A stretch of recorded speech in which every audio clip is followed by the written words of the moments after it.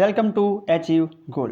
આજે છે 31 ડિસેમ્બર 2023. તો 31 ડિસેમ્બર 2023ના કરંટ અફેરના જેટલા પણ ઇમ્પોર્ટન્ટ ક્વેશ્ચન બની શકે છે તે બધા આ વિડીયોમાં ડિસ્કસ કરીશું. દરેક પ્રશ્નના સંદર્ભમાં ઇમ્પોર્ટન્ટ ફેક્ટ પણ હું તમને જણાવીશ. તો પૂરો વિડીયો ધ્યાનથી જુઓ. લાસ્ટમાં હું તમને એક ક્વેશ્ચન પૂછીશ જેનો જવાબ તમારે કોમેન્ટ બોક્સમાં જણાવવાનો છે. આજના વિડીયોની PDF ફાઇલ આજના વિડીયોના ડિસ્ક્રિપ્શનમાંથી ડાઉનલોડ કરી શકો છો, જેમાં ટેલિગ્રામની લિંક આપેલી છે. ટેલિગ્રામમાં તમને બધી PDF એકસાથે મળી જશે. તો તેમાં ક્લિક કરીને તમે ટેલિગ્રામમાં જોઈન થઈ શકો છો. ચાલુ કરીએ આજના પ્રશ્નો. પહેલો પ્રશ્ન છે, તાજેતરમાં CISFના નવા વડા તરીકે કોણ નિમણૂક કરાઈ? તો તેનો સાચો જવાબ છે નીના સિંહ. નીના સિંહને CISFના નવા વડા તરીકે નિમણૂક કરાઈ છે. જે નીના સિંહ છે તે 1989ના રાજસ્થાન કેડરના IPS અધિકારી છે, જેમની તાજેતરમાં CISFના વડા તરીકે નિમણૂક કરાઈ છે. હવે વાત છે CISFની, તો સેન્ટ્રલ ઇન્ડસ્ટ્રીયલ સિક્યોરિટી ફોર્સ તેનું ફૂલ ફોર્મ થાય છે. જ્યારે અવનીશ દયાલ છે તેમની તાજેતરમાં CRPFના પ્રમુખ તરીકે નિમણૂક કરાઈ હતી. જ્યારે રાહુલ રસગોત્રા છે તેમની ITBPના પ્રમુખ તરીકે નિમણૂક કરાઈ હતી. તાજેતરમાં NHSRCLના નિર્દેશકના રૂપમાં પ્રમોદ શર્માની નિમણૂક કરાઈ છે. જ્યારે ભારતીય કુસ્તી મહાસંઘના અધ્યક્ષ તરીકે સંજય સિંહની નિમણૂક કરાઈ છે. સલામ બોમ્બે ફાઉન્ડેશન માટે સ્વાસ્થ્ય રાજપૂત તરીકે અમૃતા રાયચંદની નિમણૂક કરાઈ હતી. મહાનદી કોલ ફિલ્ડ લિમિટેડના CMD તરીકે ઉદય એ કૌલેને નિમણૂક કરાઈ છે. જ્યારે રામચરણ યાદવ મધ્ય રેલવેના મહાપ્રબંધક તરીકે નિમણૂક કરાયા છે. જોઈએ આગળનો ક્વેશ્ચન. આગળનો ક્વેશ્ચન જોતા પહેલાં આજના વિડીયોનો ટાર્ગેટ છે 100 લાઇક.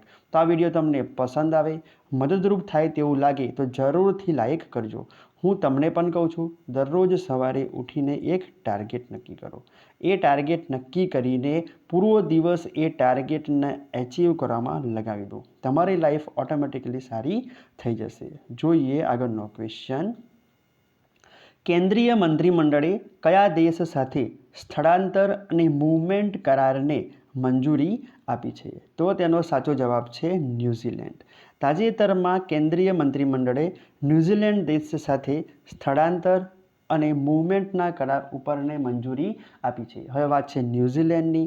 તો ન્યૂઝીલેન્ડનું કેપિટલ છે વેલિંગ્ટન. જ્યારે ન્યૂઝીલેન્ડની કરન્સી છે ન્યૂઝીલેન્ડ ડોલર અને ન્યૂઝીલેન્ડના પ્રેસિડેન્ટ છે ક્રિસ્ટોફર લક્સન. જોઈએ આગળનો ક્વેશ્ચન. રાજીવ કુમારને કયા રાજ્યના નવા DGP નિયુક્ત કરાયા? તો તેનો સાચો જવાબ છે પશ્ચિમ બંગાળ. તાજેતરમાં પશ્ચિમ બંગાળના નવા DGP તરીકે રાજીવ કુમારની નિમણૂક કરાઈ છે. હવે વાત છે પશ્ચિમ બંગાળની. તો પશ્ચિમ બંગાળનું કેપિટલ છે કોલકાતા. અને કોલકાતા સાંભળીને તમને એ લાઇટ થવું જોઈએ, તૈયારીમાં યાદ આવવું જોઈએ કે કોલકાતા છે હુગલી નદીના કિનારે. અને આ ક્વેશ્ચન ઘણીવાર એક્ઝામમાં પૂછાયેલો છે કે કયું શહેર કઈ નદીના કિનારે આવેલું છે? તો કોલકાતા છે હુગલી નદીના કિનારે. પશ્ચિમ બંગાળના ચીફ મિનિસ્ટર છે મમતા બેનર્જી. જ્યારે પશ્ચિમ બંગાળના ગવર્નર છે CP આનંદા બોઝ. તાજેતરમાં પશ્ચિમ બંગાળના બ્રાન્ડ એમ્બેસેડર તરીકે સૌરવ ગાંગુલીની નિમણૂક કરાઈ હતી. હવે બ્રાન્ડ એમ્બેસેડર સાંભળીને તમને બે ક્વેશ્ચન યાદ આવવા જોઈએ, જે મેં તમને કાલે જ કરાવ્યા છે કે દીપિકા પાદુકોણને બિસ્લરીના ગ્લોબલ બ્રાન્ડ એમ્બેસેડર અને મોબાઈલ કંપની છે ટેકનો, તે બંનેના બ્રાન્ડ એમ્બેસેડર દીપિકા પાદુકોણને બનાવાયા છે. જોઈએ આગળનો ક્વેશ્ચન. R વિજયકાંતનું તાજેતરમાં અવસાન થયું છે, તેઓ કોણ હતા? તો તાજેતરમાં R વિજયકાંતનું જે નિધન થયું છે તેઓ એક અભિનેતા હતા. તે અભિનેતા સાથે સાથે એક રાજકીય નેતા હતા, તમિલ સુપરસ્ટાર, જેમનું તાજેતરમાં નિધન થયું છે. જોઈએ આગળનો ક્વેશ્ચન. કેન્દ્રીય કેબિનેટે કયા દેશમાં ભારતના દૂતાવાસને મંજૂરી આપી છે? તો તેનો સાચો જવાબ છે ઇટલી. કેન્દ્રીય કેબિનેટે ઇટલી દેશમાં ભારતના દૂતાવાસ બનાવવા માટેની મંજૂરી આપી છે. હવે વાત છે ઇટલીની, તો ઇટલીનું કેપિટલ છે રોમ, જ્યારે ઇટલીની કરન્સી છે યુરો, અને ઇટલીના જે પ્રેસિડેન્ટ છે જ્યોર્જિયા મેલોની. જે જ્યોર્જિયા મેલોની છે એ તમે તાજેતરમાં ઘણા સોશિયલ મીડિયામાં પણ ફોટો જોયા હશે નરેન્દ્ર મોદી સાથે. હવે વાત છે ઇટલીની, તો ઇટલીની વાત થઈ ગઈ. ઇટલીમાં તાજેતરમાં 47 વર્ષ પછી ડેવિસ કપ 2023નો કિતાબ જીત્યો હતો. ડેવિસ કપનો કિતાબ ઇટલીએ જીત્યો હતો. કેટલા વર્ષ પછી? 47 વર્ષ પછી. જ્યારે ઇટલીની લક્ઝરી બ્રાન્ડ બ્રિયોની ભારતના બજારમાં પ્રવેશ કરવા જઈ રહી છે. ઇટલીના જન્મદરમાં રેકોર્ડ ગિરાવટ થઈ છે. જ્યારે નોર્થ ઇસ્ટ ઇન્ડિયા ફેસ્ટિવલ ઇટલીમાં આયોજન કરાયો હતો. 18મી શતાબ્દીની તમિલ પાંડુલિપિ જે ઇટલીમાંથી મળી આવી છે. જ્યારે ઇટલીના શોધકર્તાઓએ અદૃશ્ય ગેલેક્સીની પણ ખોજ કરી હતી. જોઈએ આગળનો ક્વેશ્ચન. તાજેતરમાં કોટક મહિન્દ્રા બેંકના નવા પ્રમુખ તરીકે કોની નિમણૂક કરાઈ છે? તો તેનો સાચો જવાબ છે CS રાજન. CS રાજનની કોટક મહિન્દ્રા બેંકના નવા પ્રમુખ તરીકે નિમણૂક કરાઈ છે. હવે વાત છે કોટક મહિન્દ્રા બેંકની, તો કોટક મહિન્દ્રા બેંકની સ્થાપના 1985માં કરવામાં આવી હતી, જ્યારે તેનું હેડક્વાર્ટર મુંબઈમાં આવેલું છે અને તેના હાલના MD અને CEO દીપક ગુપ્તા છે. જોઈએ આગળનો ક્વેશ્ચન. લાલ સમુદ્રને સુરક્ષિત કરવા માટે કયા દેશે ઓપરેશન પ્રોસ્પેરિટી ગાર્ડિયન શરૂ કર્યું છે? તો તેનો સાચો જવાબ છે અમેરિકા. અમેરિકાએ તાજેતરમાં ઓપરેશન પ્રોસ્પેરિટી ગાર્ડિયન શરૂ કર્યું છે. શું કરવા માટે કર્યું છે? લાલ સમુદ્રને સુરક્ષિત કરવા માટે. હવે વાત છે અમેરિકાની, તો અમેરિકાના જે પ્રેસિડેન્ટ છે જો બાઇડન છે. તાજેતરમાં સ્ટાર્ટઅપ ફંડિંગ વૈશ્વિક રેન્કિંગમાં અમેરિકા શીર્ષ પર રહ્યું હતું, જ્યારે ભારત અને અમેરિકાની વચ્ચે વજ્રપ્રહાર ઉમરોઈનામાં યોજાયો હતો. ભારત અને અમેરિકા વચ્ચે કોફ ઇન્ડિયા, વજ્રપ્રહાર યુદ્ધ અભ્યાસ જેવા યુદ્ધ અભ્યાસો થાય છે. જ્યારે ફિનટેક યુનિકોર્નમાં અમેરિકા પ્રથમ રહ્યું હતું. જ્યોર્જિયાને ઓક્ટોબરમાં હિન્દુ વિરાસત માહ ઘોષિત કર્યો હતો. જ્યોર્જિયા એ એક સ્ટેટ છે અમેરિકાનું, જ્યાં હિન્દુ વિરાસત માહ ઓક્ટોબરને જાહેર કર્યો હતો. જોઈએ આગળનો ક્વેશ્ચન. કયા રાજ્યમાં કાર્બી યુવા મહોત્સવનું આયોજન કરવામાં આવશે? તો તેનો સાચો જવાબ છે આસામ. આસામમાં કાર્બી યુવા મહોત્સવનું આયોજન કરવામાં આવશે, જે આસામના તારાલાંગસુ દીફીમાં આયોજન કરાશે, જેમાં રાષ્ટ્રપતિ દ્રૌપદી મુર્મુને પણ ઇન્વાઇટ કરવામાં આવ્યા છે. હવે વાત છે આસામની, તો આસામનું કેપિટલ છે દિસપુર, જ્યારે આસામના ચીફ મિનિસ્ટર છે હિમંતા બિસ્વ શર્મા. આસામમાં માનસ, ઓરંગ, દેબ્રુસકોવા, રાયનોમા, દિહિંગ પટકાઈ નેશનલ પાર્ક આવેલા છે, જે આસામના પ્રમુખ નેશનલ પાર્ક છે. જ્યારે આસામના લોકનૃત્ય કટીબિહુ, પગરુમ્બા, ભોરતાલ, ઝુમર લોકનૃત્યો ફેમસ છે. આસામના 8મો બ્રહ્મપુત્ર વેલી ફિલ્મ ફેસ્ટિવલનું આયોજન થયું હતું, જે આસામના ગુવાહાટીમાં યોજાયો હતો. અમૃત વૃક્ષ આંદોલન માટે આસામના મુખ્યમંત્રી હિમંતા બિસ્વ શર્માને ગિનીઝ વર્લ્ડ રેકોર્ડનું પ્રમાણપત્ર મળ્યું હતું, જ્યારે આસામના મુખ્યમંત્રીને સિંગાપુરની શીર્ષ ફેલોશિપથી પણ સન્માનિત કરાયા હતા. આસામના રાજ્યપાલે સરપંચ સંવાદ મોબાઈલ એપ્લિકેશન પણ લોન્ચ કર્યું હતું, જ્યારે પેપ્સિકોએ આસામમાં નવા પ્લાન્ટ માટે 778 કરોડનો નિવેશ કરવા જઈ રહી છે. જે GPSC DYSO 2023ની એક્ઝામ હતી તેમાં આ ક્વેશ્ચન પૂછાયેલો છે, જે ઇમ્પોર્ટન્ટ ક્વેશ્ચન છે. જોઈએ આગળનો ક્વેશ્ચન. LIC દ્વારા ચીફ રિસ્ક ઓફિસર તરીકે કોની નિમણૂક કરાઈ છે? તો તેનો સાચો જવાબ છે S. સુંદર કૃષ્ણન. S. સુંદર કૃષ્ણનની LICના ચીફ રિસ્ક ઓફિસર તરીકે નિમણૂક કરાઈ છે. હવે વાત છે LICની, તો LICની સ્થાપના 1956માં થઈ હતી, જ્યારે LICના ચેરપર્સન છે સિદ્ધાર્થ મોહંતી. જોઈએ આગળનો ક્વેશ્ચન. કયા દેશે અદ્યતન રોકેટ સિસ્ટમ ફતેહ-2 સફળતાપૂર્વક પરીક્ષણ કર્યું છે? તો તેનો સાચો જવાબ છે પાકિસ્તાન. પાકિસ્તાને તાજેતરમાં અદ્યતન રોકેટ સિસ્ટમ ફતેહ-2નું સફળતાપૂર્વક પરીક્ષણ કર્યું છે. હવે વાત છે પાકિસ્તાનની, તો પાકિસ્તાનનું કેપિટલ છે ઇસ્લામાબાદ, જ્યારે પાકિસ્તાનની કરન્સી છે પાકિસ્તાની રૂપિયા, અને પાકિસ્તાનના પ્રાઇમ મિનિસ્ટર છે અનવર ઉલ હક કક્કર, જે કાર્યકારી પ્રાઇમ મિનિસ્ટર છે.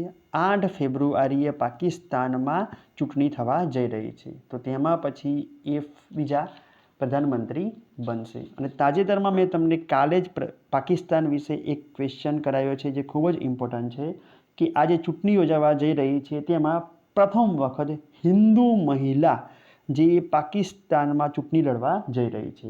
શું છે તેનું નામ? ડૉક્ટર સબીરા પ્રકાશ. પહેલીવાર પ્રથમ મહિલા પાકિસ્તાનમાં ચૂંટણી લડવા જઈ રહી છે, જે બધા ન્યૂઝપેપરમાં મોટા આર્ટિકલ છપાયા છે. તો આ ક્વેશ્ચન ઘણો ઇમ્પોર્ટન્ટ છે કે પ્રથમ હિન્દુ મહિલા પાકિસ્તાનમાં ડૉક્ટર સબીરા પ્રકાશ ચૂંટણી લડવા જઈ રહ્યા છે. આ છે ડૉક્ટર સબીરા પ્રકાશ, જે પાકિસ્તાનમાં ચૂંટણી લડવાવાળા પ્રથમ મહિલા બન્યા છે.